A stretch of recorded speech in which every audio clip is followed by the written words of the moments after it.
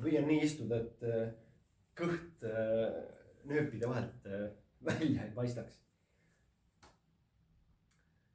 Kui sina kannad juhtimisvastutust ja oled igapäevaselt juhi rollis, siis julgen väita, et sa tead, mida tähendavad päevad täis koosolekuid, su teemade rohkus su laual on A-st kuni X-ini ja mõnikord on selline tunne, et lihtsalt sa jooksed ja kuskile ei jõua. Tean seda hästi, olen läinud õhtul poodi ja hakkan PIN-koodi sisse panema ja mida ei ole, seda on meeles need 4 numbrit. Ma olen Raido, endine C-taseme juht. Täna töötan juhtimiscoachi, mentori ja ettevõtja rollis.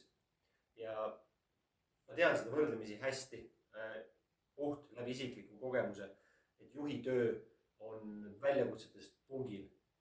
Ja kas sina oled mõelnud mõnikord, et mul on liiga palju tulekahjude kustutamisi? Või oled sa mõelnud, et neid koosolekuid võiks tegelikult natukene vähem olla? Päris sellist mõnusat head tööaega on natuke vähe. Ja oled sa tundnud, et väga paljud inimesed ootavad sinu käest otsuseid ja vastuseid, aga mõtlemiseks on natuke vähe aega. See tempo on ülikiire. Ja mis on sinu jaoks täna kõige olulisem teema või kõige olulisemad teemad laual, mida sa pead ära lahendama, kuna need on kriitilise tähtsusega? Võib-olla need vajavad veel identifitseerimist. Teemasid on palju, sa ei tea, milline on need kõige kriitilisemad teemad.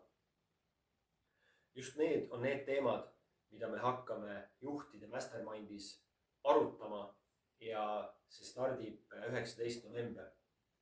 Mina, loodetavasti sina ja 16 juhti paneme pead kokku, paneme õlad kokku ja me hakkame nende teemadega päriselt tegelema koos. Tegemist ei ole koolitusega, tegemist ei ole loenguga, vaid me liidame oma ajud ja panuse üheks tervikuks, et nende teemadega edasi liikuda, nende oluliste teemadega edasi liikuda. Kui sa tunned, et see sind kõnetas, võta minuga ühendust ja sa saad seda teha väga lihtsalt sellel lingil, mis ma selle käesoleva video kommentaaridesse olen pannud. Aitäh sulle, et sa video lõpuni vastu pidasid. Mina hoidsin igast hingi kinni terve aja, et kõht ilusti vastu peaks ja välja ei punitaks. Nii et aitäh sulle ja kohtume juba, kui oled